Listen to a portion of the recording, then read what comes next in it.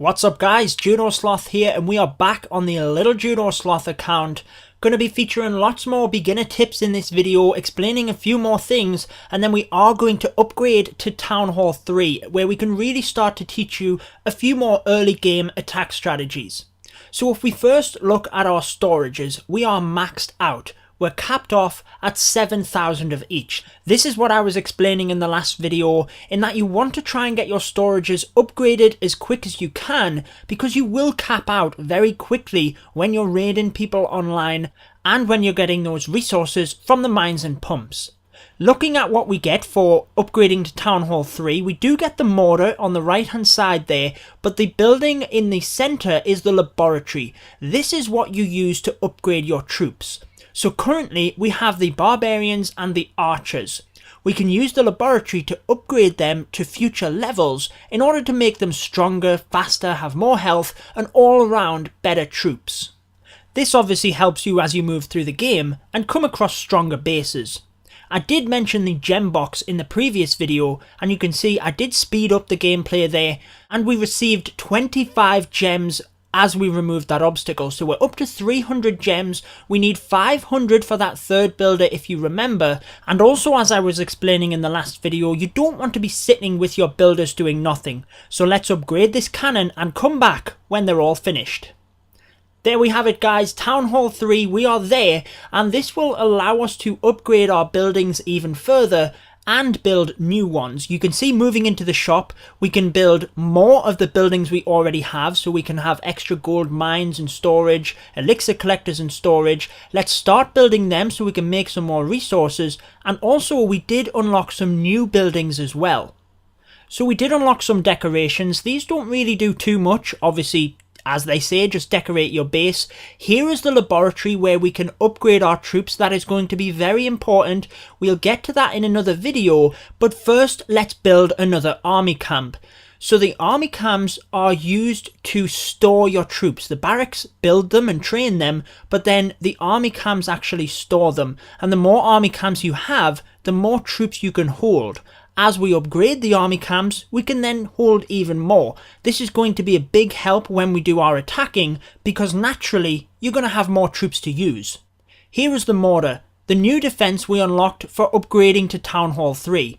We're not going to build this in this video, so we will talk about it in the future, but it basically is the first building you unlock that does splash damage.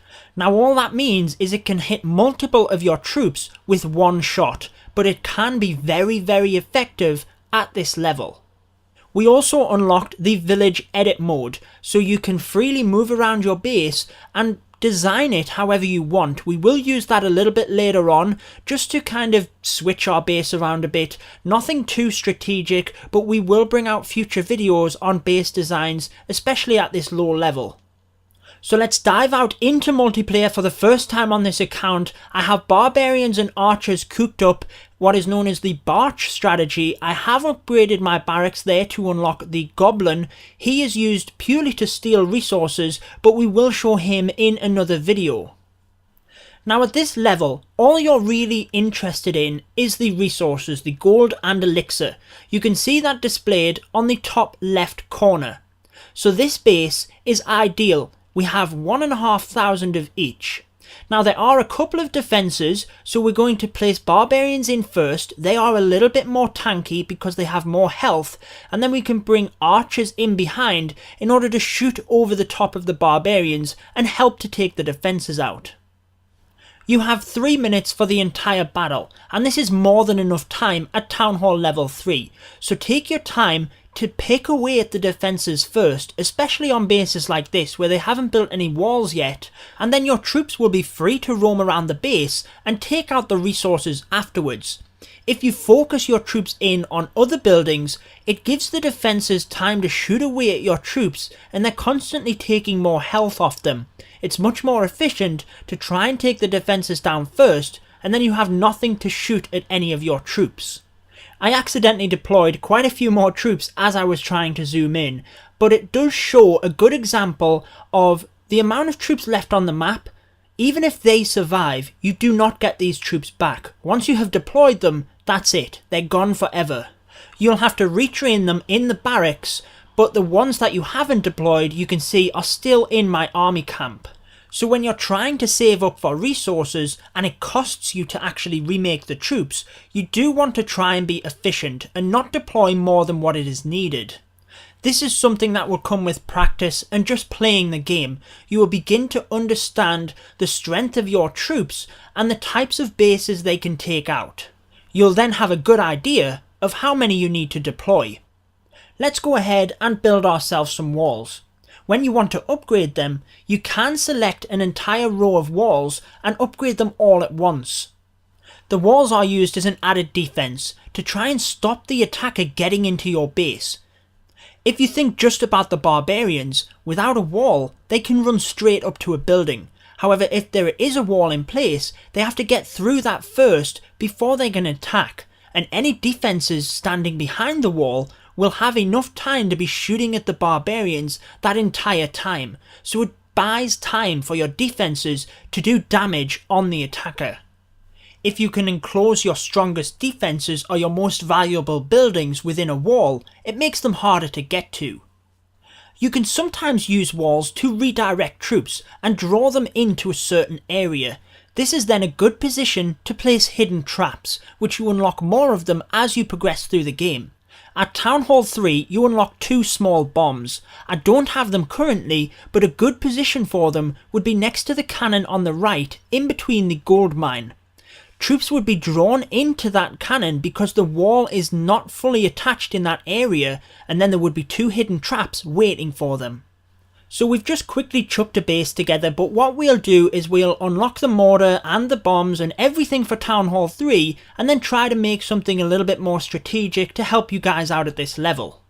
So we have one builder that's not currently working.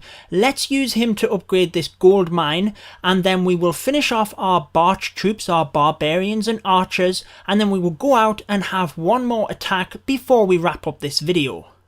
So as I was explaining in the first raid, the main thing you want to look for is the Gold and Elixir, which is available for you to steal. That is displayed in the top left whenever a village is shown. You can see this one had 500 of each. Don't worry about your trophy level at this stage in the game. You'll get attacked quite a lot, and you'll find that in the early stages you'll climb the trophies quite quickly. Before you know it, you'll be in the Bronze League, but this is good, because the higher trophies you have, you tend to be matched with harder opponents, and therefore they tend to have more loot available to steal.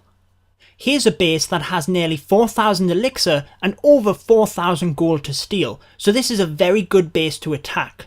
There are a couple of cannons on the outside of the walls, so these are rather easy to take. The barbarians can be used to distract, but also will be able to do damage on them cannons as well.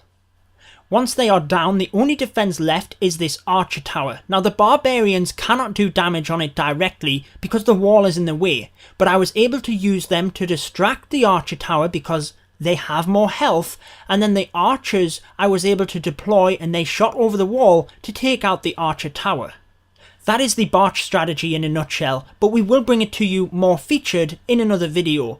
The barbarians go down first to distract the defences, and the archers shoot over walls in order to take them out. Once them defences are down, it's just a case of watching my troops clean up all of this juicy loot. I am going to speed up the gameplay in order to finish this off, and this is not something you can do in game. This is all done through my video editing software.